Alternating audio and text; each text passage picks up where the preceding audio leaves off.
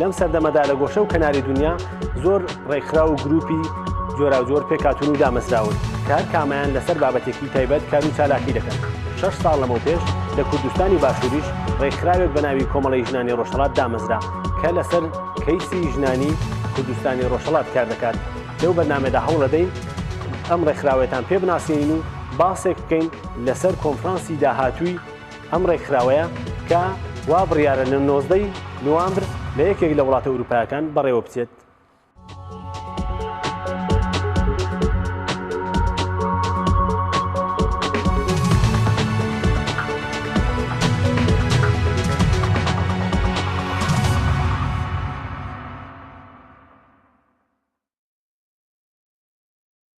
سڵاو بینەرانی بەڕێز، لەگەڵتانین بۆ وتوێژێکی تایبەت میوانداری بەڕێز کەوسەر فەتاحی یەکێک لە ئەندامانی دەستەی بەڕێوەبەری کۆمەڵی ژنانی ڕۆژهەڵاتمان کردووە. کەوسەر خانم بەخێر بێن. زۆر سپاس بژین. پرسیاری یەکەم ئەوەیە کۆمەڵی ژنانی ڕۆژهەڵات چۆن ڕێکخراوەیەکە؟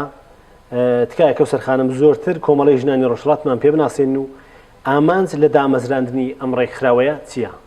بەڵێ من سەرەتا پێم خۆشە لە ڕێگەیان بەرنامەوە سڵاوێک بکەم و عەرز بکەم خزمەت بینەرانی بەڕێستان و هەروەها هەموو ژنان و پیاوانی چالاک لە بواری مافەکانی ژناندا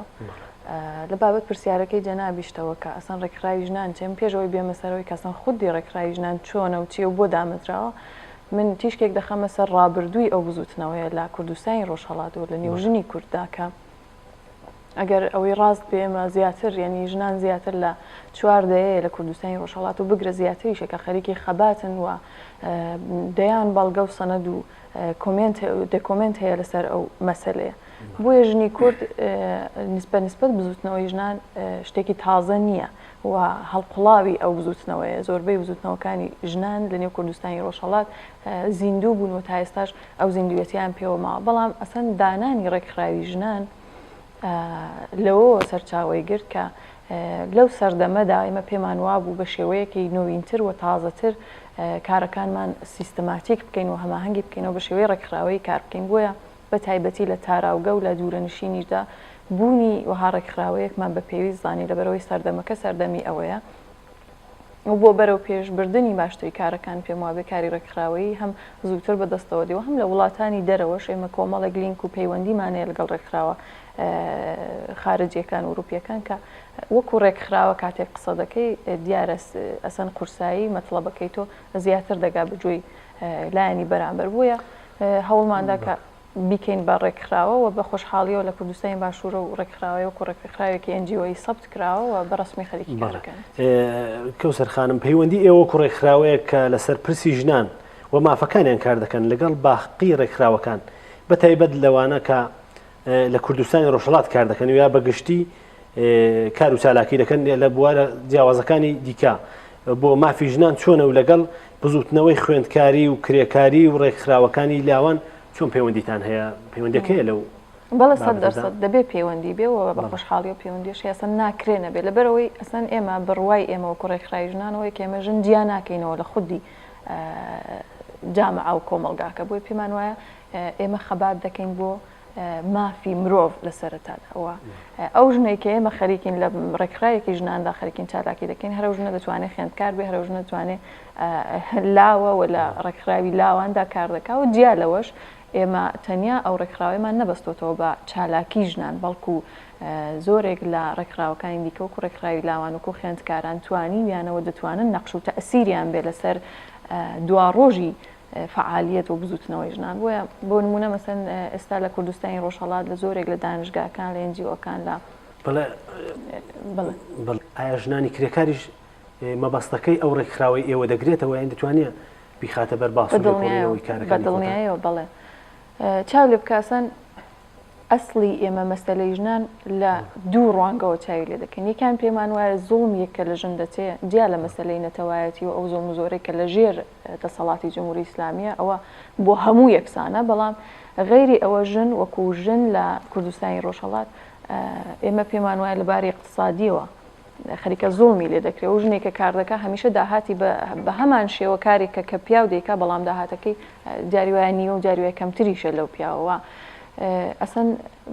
نەقشی اقتصادی ژن زۆر کەم ڕەنگە لە جامع ئەو کۆمەلگای ئێمەدا جیا لەوەش ینی بەشێک لە بەشی ئابوووریەکەی بەجیا دوایەوە بەشی تەسمیمگیری و بەشداری سیاسیەکە پێمان وایە گرینگە لەو سەردەمەدا زۆر بە تایبەتی دەتوانێت تەئسیر دابنێ بۆیە هەموو کارە سنفیەکان و ئەنجومەنە سنفیەکان و ڕێکخراوەکان دەتوانێت بە هاوکاری لەگەڵ ڕێکخراوی ژنان و دەتوانێت هاوتەری بێ لەگەڵ کاری ڕێکخراوی ژنان. ئێوە هیچ ڕۆشنگەری یا ڕوونکردنەوەیەک وە زنجیرە هوشیاریە کلاس وەرکشاپ یا چۆن توانیتانە بە تۆڕە کۆمەڵاتیەکان چۆن ئێوە توانیتانە مەبەستی خۆتان بپێکن لە ئامانجەکانی کاری خۆتاندا؟ بەدەنەی ڕێکخراوی ژنان خۆی تەنیا کوردستانی باشوور ناگرێتەوە ئەسڵی بەدەنە و بەڕاستی ماهیەتی ئەسڵیەکەی لە نێوخۆی کوردستانە و لە نێو کوردستانی ڕۆژهەڵاتە بۆیە ئێمە مەجموعەیەکی زۆر لە چالاک و فعالی مەدەنی لە نێو کوردستانی ڕۆژهەڵات لەگەڵ ئێمە لە ارتباطدان کە بەردەوام سەردان دەکەن کە ئێمە لینک و بەرنامە و پرۆژەمان هەیە بۆیان ئێمە بۆ نمونەی مەساڵانە بابەت هەڵدەبژێرین بە پێی ڕۆژ و سوژەی ڕۆژ و پرۆژە تەحویل دەدەین لەو بابەتەوە هەروەکو ئاگادارن لە ماوەی چەند مانگی پێشودا ئێمە لە کوردستانی باشوور بەڵێ سمینارێکمان کرد هەر بەو مەبەستە کۆنفرانسێکمان بەڕێوەبەر بۆ مەبەستەی کە ئەو کۆی لێکدانەوانەمان بە بەشداری کەسانی سیاسی و مەدەنی لە نێو کوردستانی ڕۆژهەڵاتەوە لێرە بەڕێوەمان برێنی کۆمەڵێک کاری خوردوور دەگەر پێتان باش بێ من باسی دەکەم دواتر. ئێمە لێردا دەمەوێت بزانم کە کاری ئەمەلی بۆ چالاکانی کرێکاری ژنان ئێوە کارێکی ئەمەلی یا بە هەنگاوێکی کردەیی یا بەشداری سیاسی ژنان چۆن بۆ چۆنتان توانی و ئەوان بێنە نێو ڕیزەکان چۆن هەوڵێکتان بۆ لەو بابەتەدا دەمەوێت زیاتر ئێمە پێمان وایە زۆربەی ئەو زوڵمەی کە لە تاک دەچێت وەکو مرۆڤ لە جاژن بێیان پیا و دەگەڕێتەوە ناشی دەبێت لە نائاگاهی ئەو کەسە بۆیە یەکەم هەنگاو بۆ ئێمە پێمان وایە ئێمە دەبێت ئاستی ئاگاهی ژنان بە نسبەت مافەکانی خۆیانەوە بە نسبەت مافی یەک ئینسان و مافی شەهروەندی خۆی دەبێت ئەو ئاستە بەرینە سەر و کاتێک ئەو ئاستە چۆسەرێ خۆت بە خۆت کاتێک کەسێک لە مافی خۆی یعنی دەزانێ ئەوانە کە مافی ئەون خود بە خود ناتوانێت لی بگوزارەوە بێ خیاڵی بێ ئەسەن زۆربەی ئەو زوڵمانێک ئێستا دەچێت ناشیە لە ناگاهی و نەزانینی ئەولایانی بەرامبەرە بۆیە ئێمە هەموو تەرکیزمان کردوتە سەرەوەی کە ئاستی هوشیاری ژنان بەرینە سەرێ و حتا پیاوانیش هاوتەریب لەگەڵ ئەوە کە بەنسبەت ئەو مەسەلانە ئاگاهتر بنەوە کاتێک کە ئاگاه دەبنەوە هەم دەتوانن کاری ڕێکخراوەی باشتر بکەنەوە سازماندرا و کار بکەنەوە تەئسیر و نەقشیشیان دیارە دواتر. بەڵێ پرسیاری دیکە لێردا بەڕێز کەوسەرخانم ئەوەیە ئێوە لە ئەوروپا وا بڕیارە کۆنفرانسێک بگرێنی ڕێکخراوەکەتان کۆمەڵی ژنانی ڕۆژهەڵات دەتوانین هەندێک زانیاریمان پێ بدەن لەسەر ئەم کۆنفرانسە لە کوێ بەڕێوە دەچێت و چ کەسانێک دەتوانن تێدا بەشدار بن؟ من پێشەوە بە قسەکەی پێشوم کاملتر بکەمەوەی کە کوتم ئەو ڕێکخراوەیە بەدەنەکەی لە سێ بەش پێک دێت یەکێک لە بەشەکانی کە لە دەرەوەی وڵاتە ینی ئێمە لە کوردستانی باشوور لە کوردستانی ڕۆژهەڵات و لە دەرەوەی وڵات ئێمە وەکو بەدەنەی کۆمەڵی ژنانی ڕۆژهەڵات سەرقاڵ بەکارین و خەریکی کارین وە ئێستاش لە دەرەوەی وڵات ئێمە زەنجیرەیە کۆنفرانسی ساڵانەمانەیە کە ئەو ڕێکخراوەیە دەیگرێ و هەموو بەشەکان لە خۆ دەگرێت تەنانەت لە ناوخۆش ئێمە شتە بەڕێوە دەبین بە شێوەی نهێنی و دواتر راپۆرتەکەی دەگاتەوە لای ئێمە لەلایەن کەسانی خۆمانەوە بەڵام ئێستا حالیان لە دەرەوەی وڵات لە وڵاتی هۆلەند لە شاری ڕۆتێردام 19 نۆوامبر ئێمە بەتەماین کۆنفرانسێک لە ژێر ناوی هەروەک چۆن پێشووتر لێرە کۆنفرانسێکمان بەڕێوەبرد لە ژێر ناوی بەشداری سیاسی ژن ڕەمزی دوا ڕۆژێکی مدێرنە ئێستا دەمان هەیە ئەو کۆنفرانسە بەڕێوەبەرین بە بەشداری کۆمەڵێک کەسی شارەزا وەزانە و بەتوانە لە بوارەکانی ژناندا و بەشداریکردنەکە لە نێو ئەو مەبەستمە لێردا پرسیارێک ئاراستی جەنابتان بکەم ئەویش ئەوەیە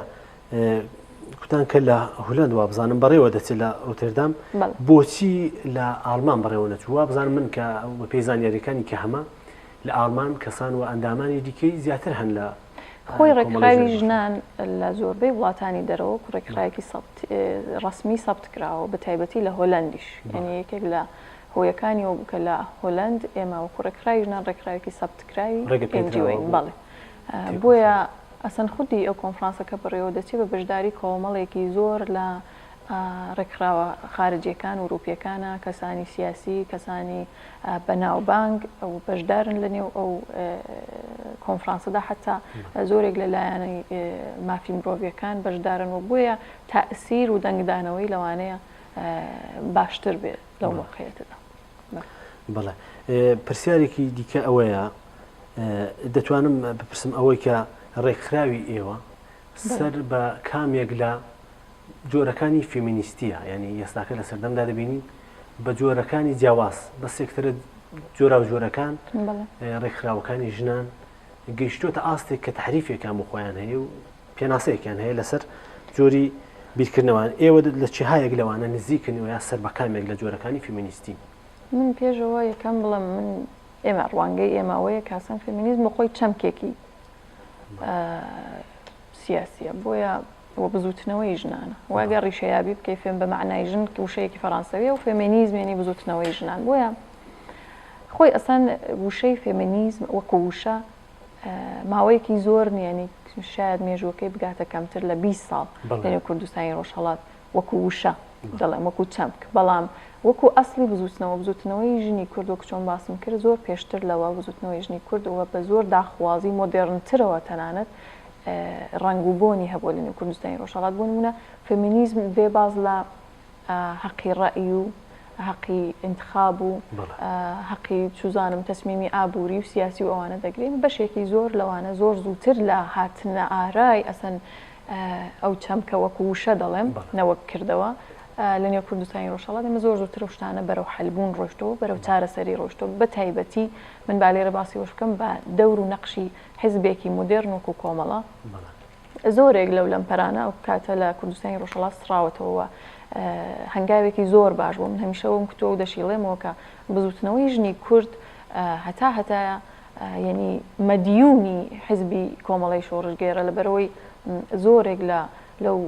لەمپەرانەی بەڵێ زۆر لەوانەی گۆڕیوە لەو شتانەی کە ئێستا کوردستانی باشوور بۆ نمونە پێوەی دەناڵێ بۆ لە کوردستانی باشوور کەممان ژنی بەتوانا و سیاسی و چالاک هەیە نەخێوانیە زۆرێک لە ژنانی ئێرە ئێستاکە کە ئەسەن تعدادیشیان زۆر زۆرە بەڵام بە زۆرێک لە کێشە کۆمەڵایەتەکانەوە دەناڵێن هەر ئێستاکەش ئێمە ژنکوژی لێرە لە بەرچای کەسوکاری دەبینین لە خیابانەکان بە تۆمەتی چوزانم ناموسی و زۆر شتی لەو بابەتە کە بە خۆشحاڵیەوە لە کوردستانی ڕۆژهەڵاتە و ئاستێک سەرترە و مەسلەوە تۆزێک هێورتر بووتەوە ئەوەش پێم وایە بە ینی تەنیا ڕای من نییە و پێم وایە بەڵگەی مێژووی لەسەرەوە هەیە و مێژوو ئەو سابت دەکاکە کۆمەڵە نەقشی بووە ژنی کۆمەڵە بە تایبەتی نەقشیان بۆ کە ئێستاکە هەرە و ڕێکخراوی ژنانە زۆرێک لەو ژنانی ئەو سەردەم لە نێو کۆمەڵەوە لە فعالیەتی ئێوەدا بەشدار بوون ئێستا زۆرێک لەوانە لە بەڕێوەبەرانی ئەو ڕێکخراویان و لە دامەزرێنەرانی ئەو ڕێکخراویان بۆیە